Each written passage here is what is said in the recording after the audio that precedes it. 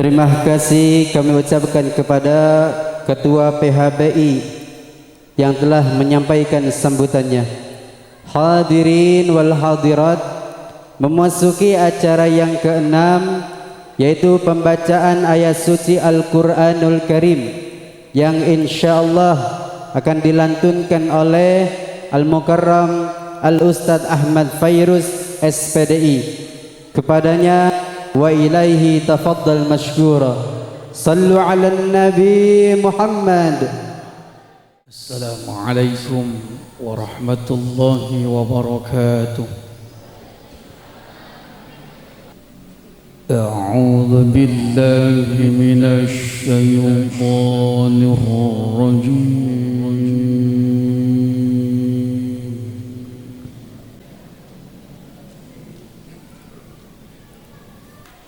Bismillah.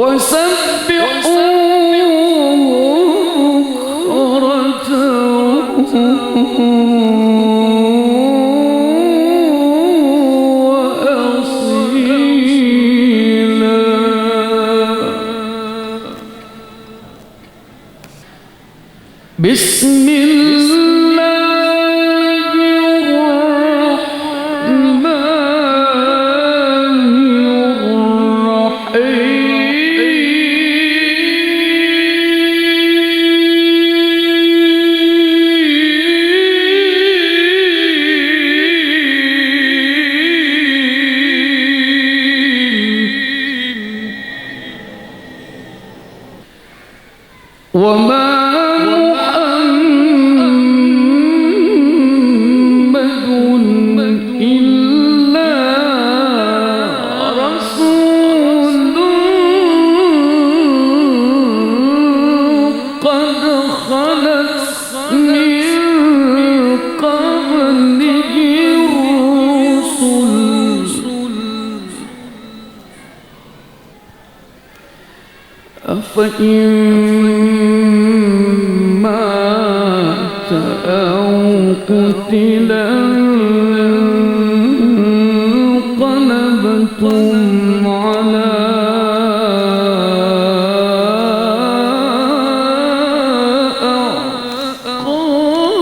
أعقابكم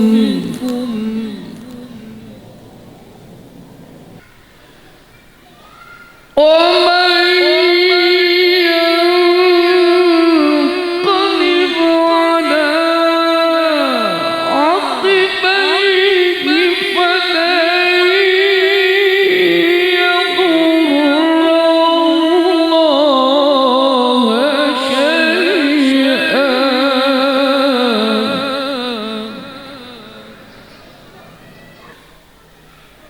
ومن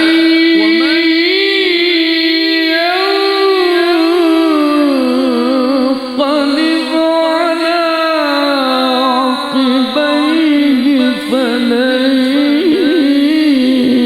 يضر الله شيئا وسيجزي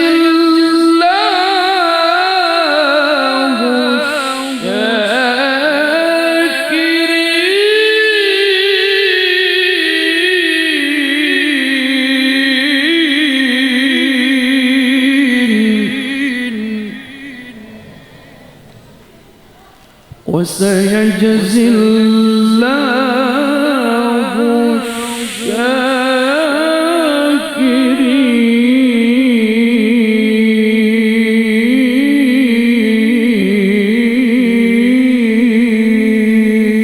الشاكرين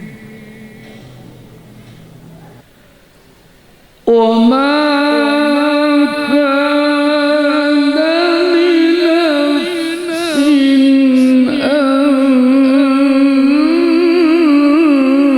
تموت إلا بإذن الله كتابا مؤكدا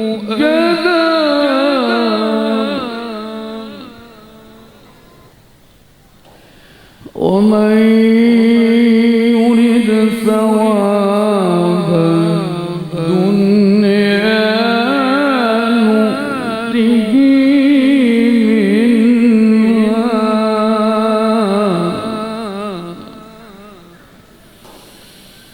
ومن يرد ثواب الآخرة نؤته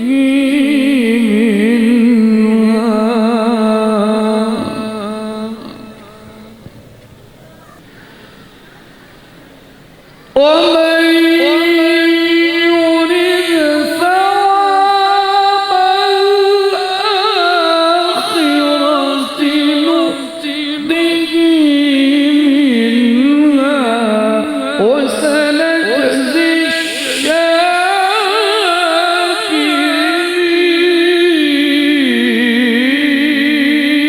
الشاكرين الله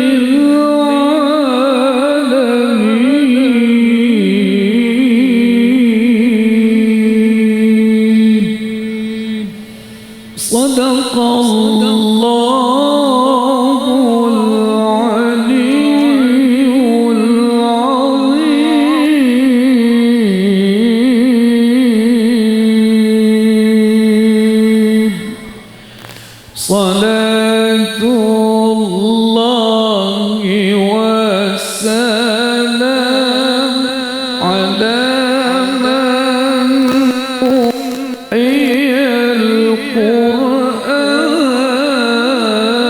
صلاة الله والسلام على من أوحي القرآن وأهل بيته الكرام وصحبه ذوي القرآن وأهل بيته الكرام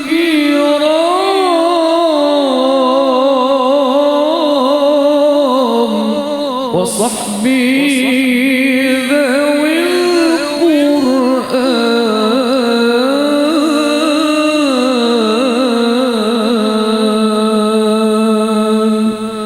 العفو منكم. السلام عليكم ورحمة الله وبركاته.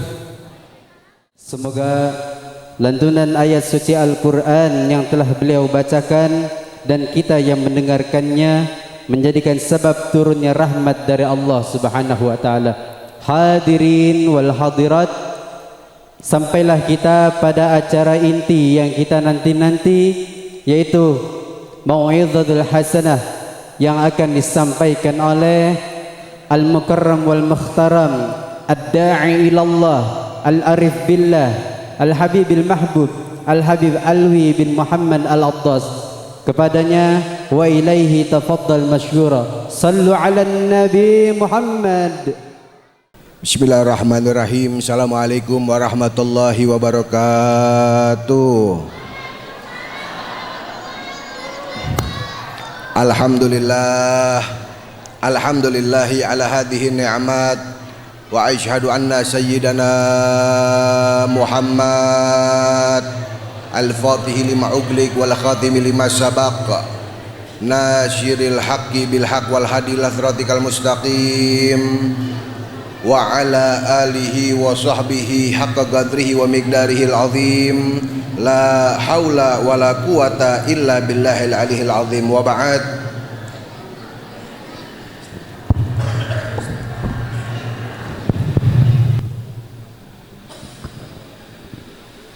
Qala Allah Ta'ala fi muhakami tanzili wa huwa asdaqul qailin. A'udzu billahi minasyaitonir rajim.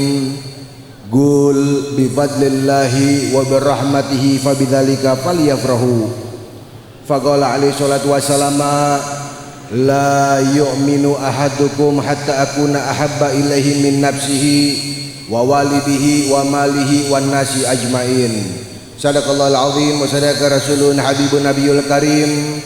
Wa nahnu ala dzalika minasyahidina wasyakirin walhamdulillahi rabbil alamin. Yang kita hormati, yang kita muliakan segenap para alimin ulama, para asatid, para habaib, para hujjat, para aparatur pemerintah, dan juga kepada semua para jamaah kaum muslimin wal muslimat, hadirin hadirat, para pemuda-pemudi pecinta Nabi Muhammad sallallahu alaihi wasallam yang dirahmati oleh Allah Subhanahu wa taala.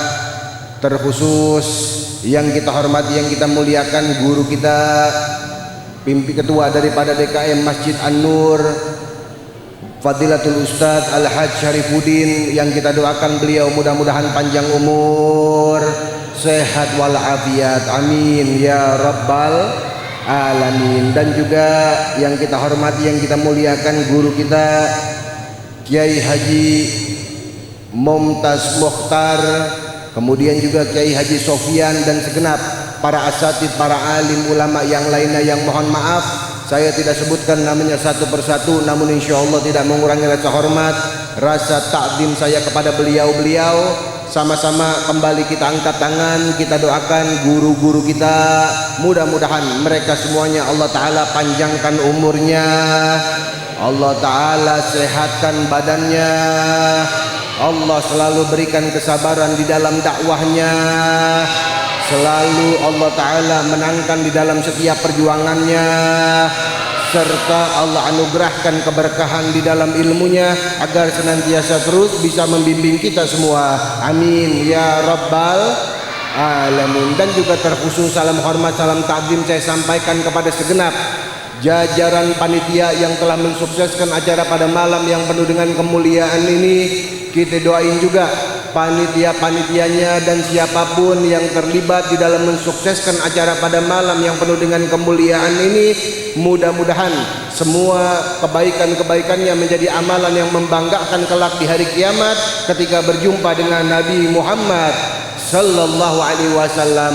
Amin ya rabbal hadirin hadirat rahimakumullah. Enggak panjang lebar yang saya ingin sampaikan pada malam yang penuh dengan kemuliaan ini, karena ada guru kita, panutan kita, Kiai Haji Mumtaz Mokhtar, yang akan melanjutkan daripada tausiah pada malam yang penuh dengan kemuliaan ini. Inti daripada peringatan Maulid Nabi Muhammad agar kita semuanya umat Nabi Muhammad bisa kembali dekat kepada Nabi Muhammad, bisa kenal sama Nabi Muhammad dan mengetahui tentang perkara-perkara yang Allah Ta'ala anugerahkan dari apa-apa yang ada di dalam diri yang mulia Nabi Muhammad sallallahu alaihi wasallam.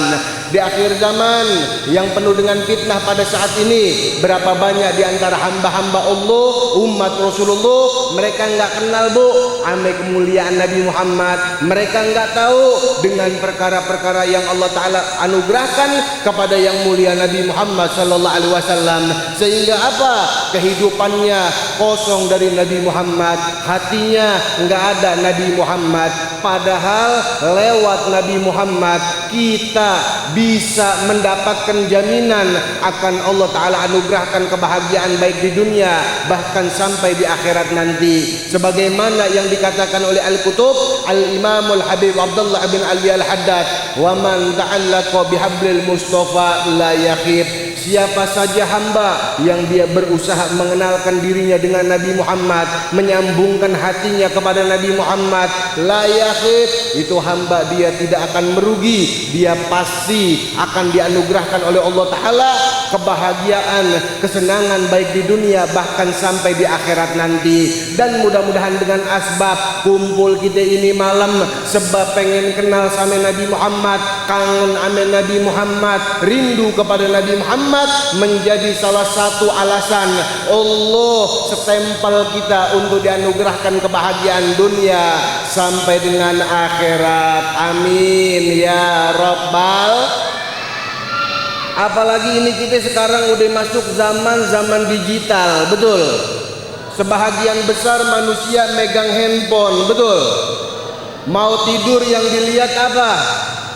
Handphone. Bangun tidur yang dicari handphone. Bahkan makan kadang-kadang ditemenin sama handphone. Dan juga nggak sedikit orang masuk kamar mandi sambil bawa. Ada yang kayak begitu di sini. Yang mana dia orangnya? Baik-baik handphone nih bu.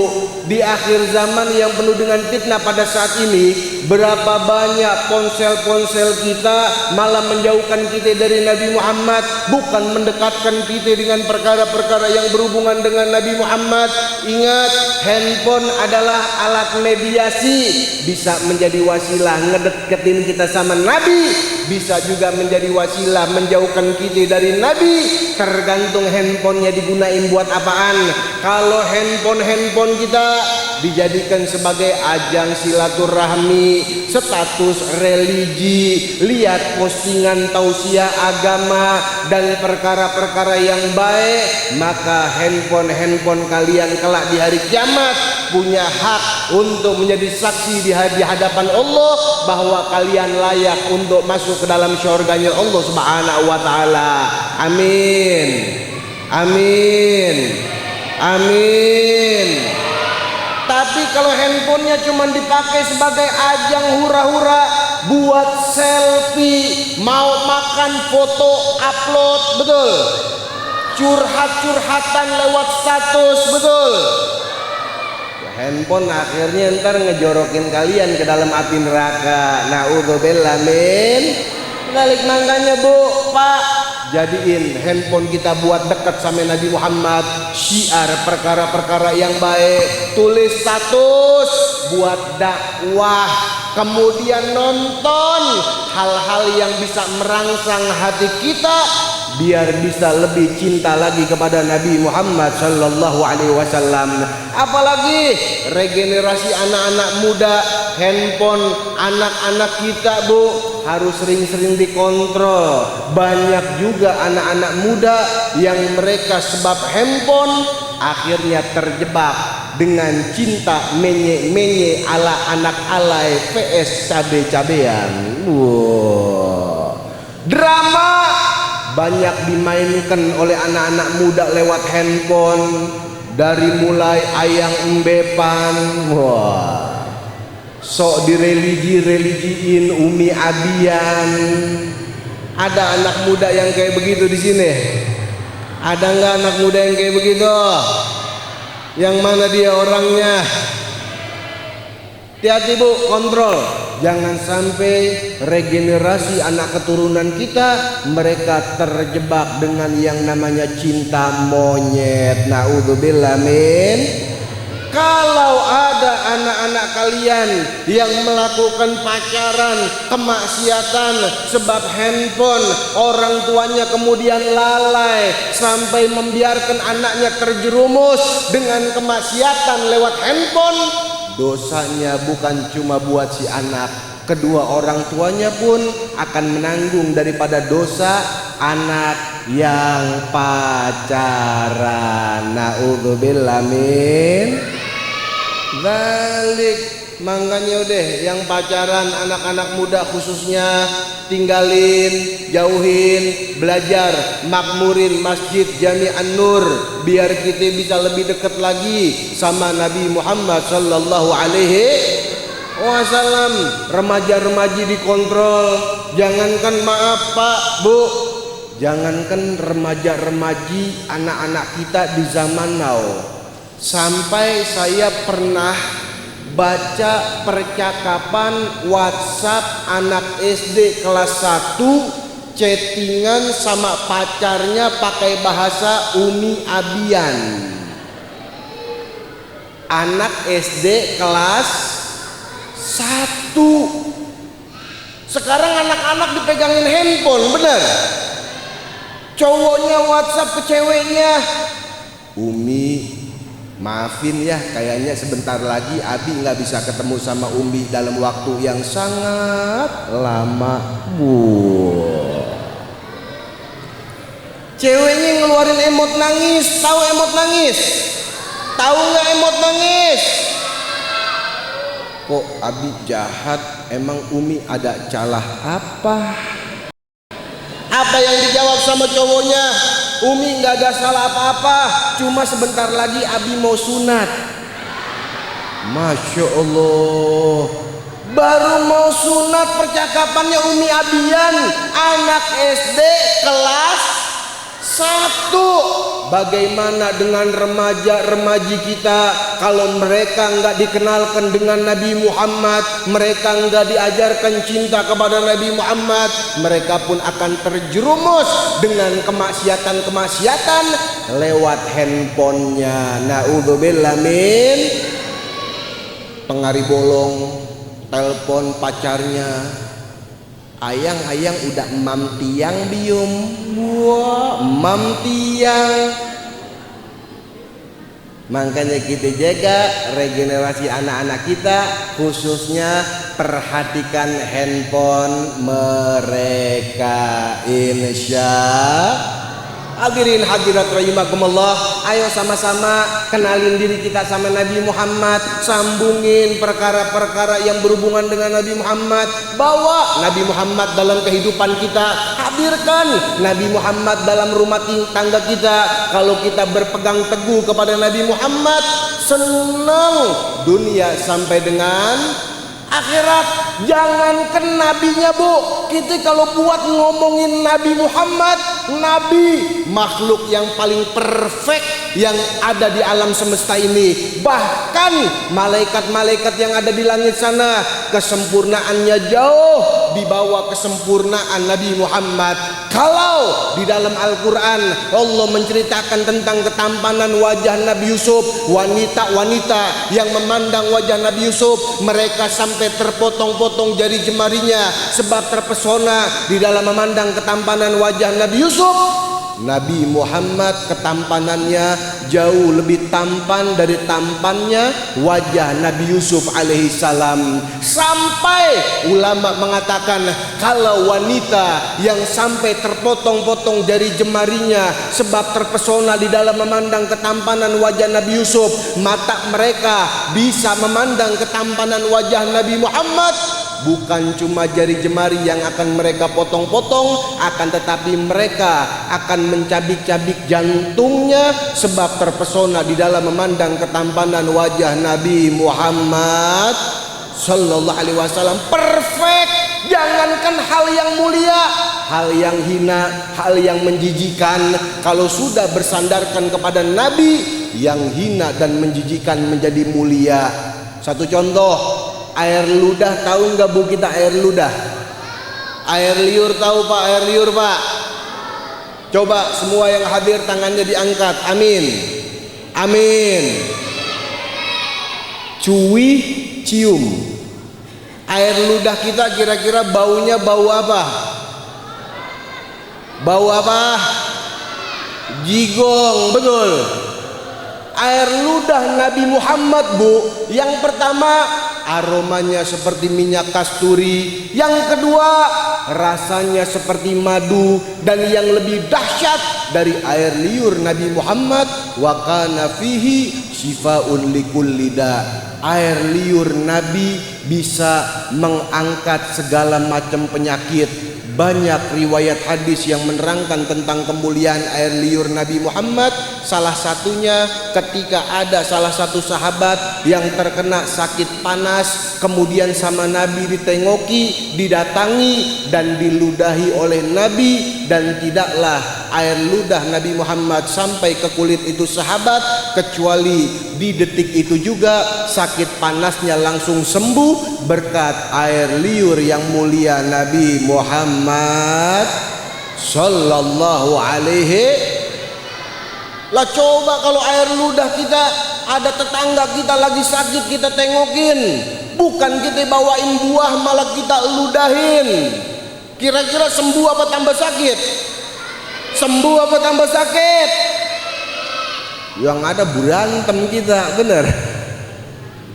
Nih cuman saya pengen ngasih tips nih, oleh-oleh buat semua jamaah Masjid An-Nur. Pengen nggak saya kasih oleh-oleh? Tapi janji ya jangan dikasih tahu ke orang-orang lain ya.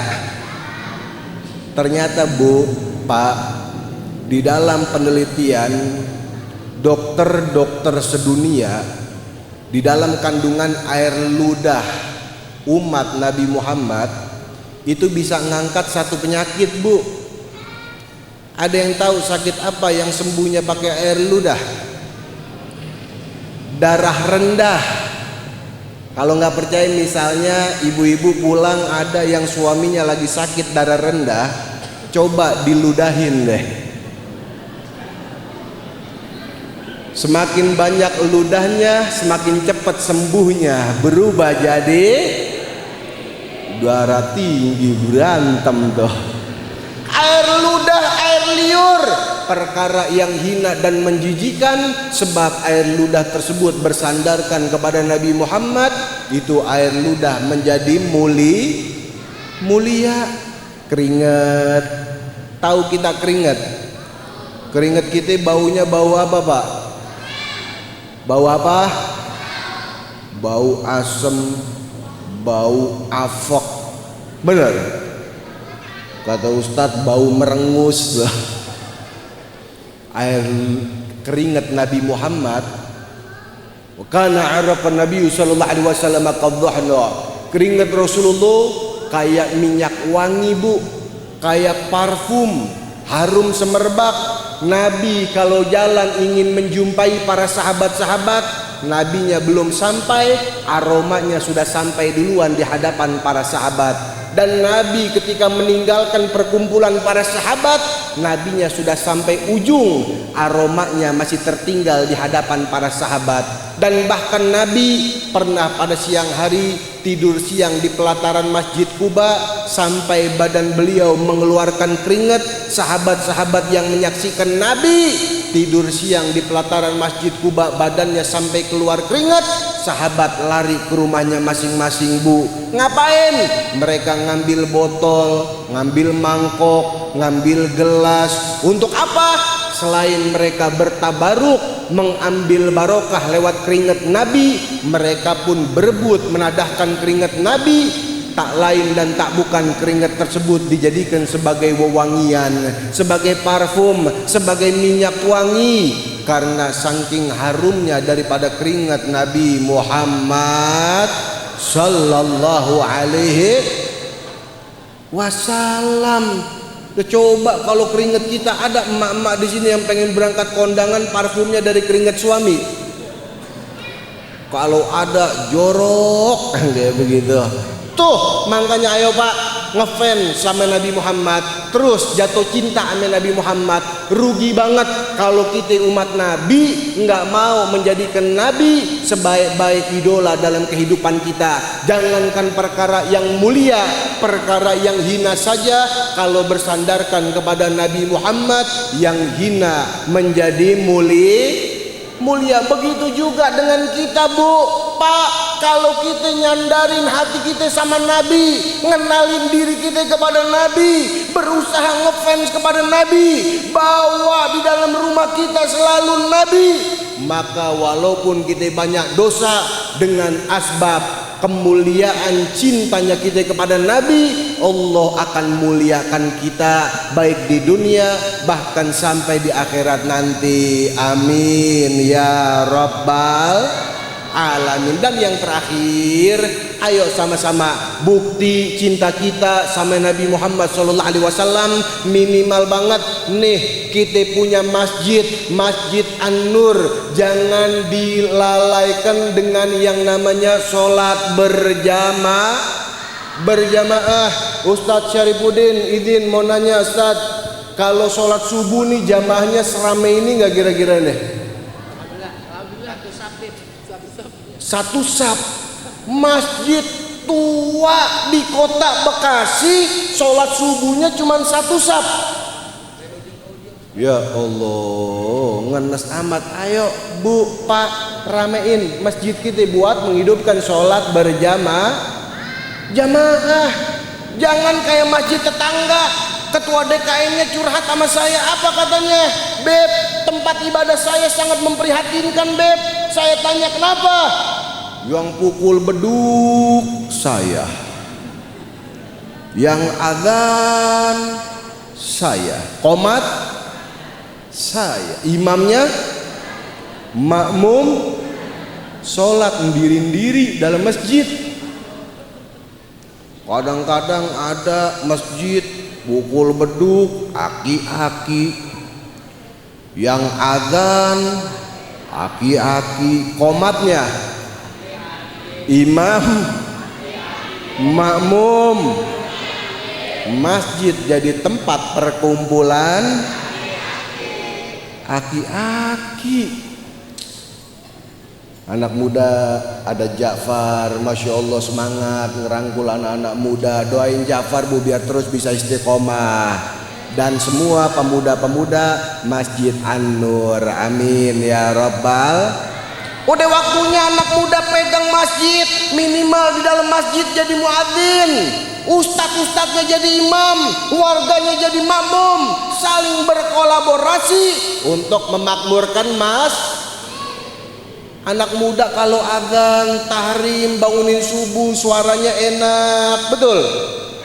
Allah,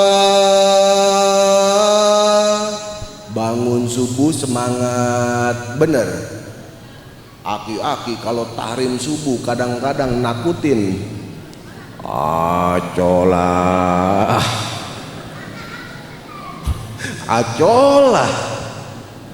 Anak muda kalau adzan subuh, sholatu khairum minan naum, sholat lebih baik dari yang namanya tidur.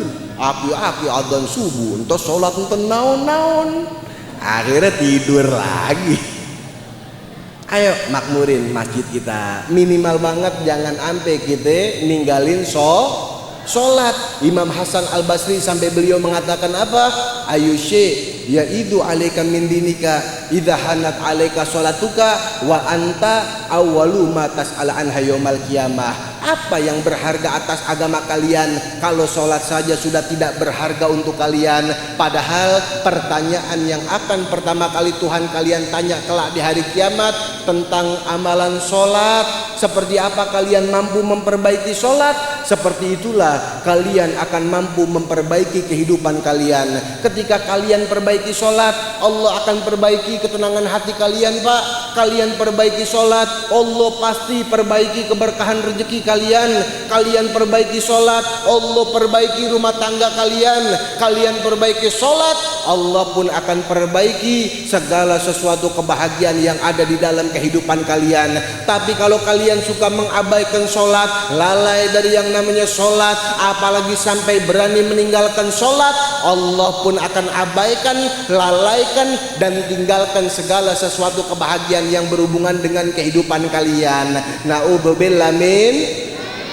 Tiap hari muadzin udah ngingetin sama kita, hayya 'alal shalah, hayya 'alal falah. Marilah mendirikan salat, marilah menggapai kemenangan, kesuksesan, kebahagiaan. Maksudnya apaan?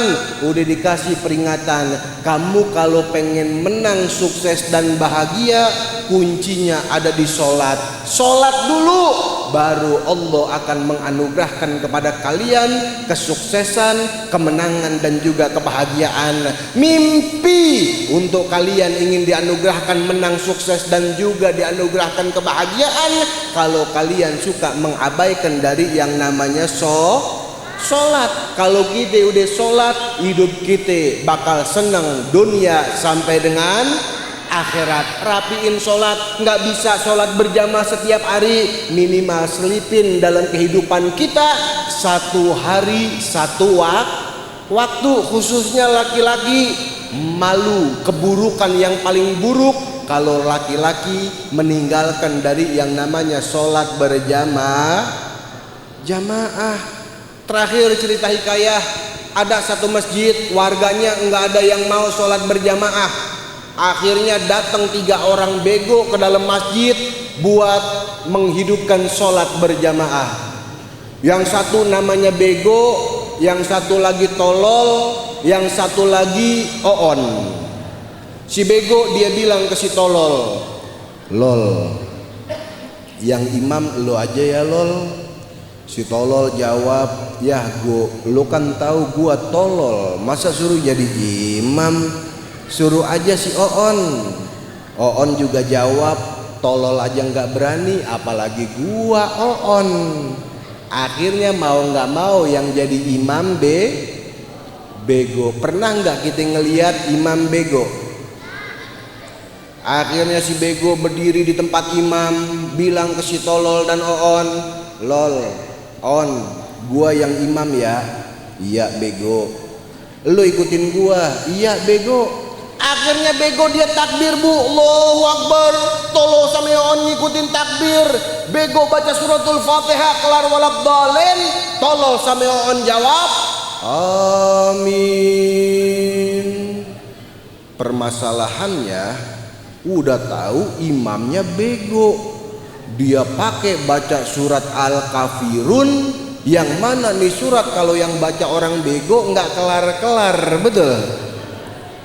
Bismillahirrahmanirrahim. Qul ya ayyuhal kafirun la a'budu ma ta'buduna wala antum abiduna ma wala an abidu ma abatum wala antum abiduna ma wala an abidu ma abatum wala antum abiduna ma.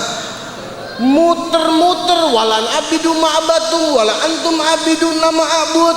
Si bego dia lupa cara nutup surat Al-Kafirun. Akhirnya karena enggak ruku-ruku, si tolol di belakang pegel. Si tolol dia teriak, go lakum. Bego baru ingat. Lakum dinukum waladdallin. Makmumnya tolol sampai oon pakai jawab amin. Akhirnya si tolol sadar. Dia nanya sama si oon, bu, on, ini perasaan aminnya 2 kali ya. Si oon pakai jawab apa? Shh, tolol, kalau sholat nggak boleh ngomong. Imamnya bego madep belakang. Untung gua nggak ngomong. Akhirnya gara-gara yang sholat berjamaah orang bego, sholatnya pada batal. Na'udzubillah min dzalik. Hadirin hadirat, ayo sama-sama dalam momentum peringatan Maulid Nabi ini malam kita sambungin hati kita sama Nabi, kenalin diri kita sama Nabi, bawa Nabi ke dalam rumah tangga kita, dalam kehidupan kita, dalam rumah kita, biar kita senang dunia sampai dengan akhirat. Dan juga jangan pernah mengabaikan dari yang namanya sholat setempel seorang hamba agar dianugerahkan kebahagiaan dunia sampai dengan akhirat. Dan alhamdulillah ini kampung ada guru kita Ustadz Firman Hamdani. Beliau juga salah satu senior saya, bu, di dalam pondok pesantren. Masya Allah, ngaji ame beliau, kenalin diri kita kepada Nabi Muhammad lewat wasilah ilmu-ilmu yang beliau sampai, yang kita doakan mudah-mudahan Ustadz Firman biar Allah Ta'ala panjangkan umurnya,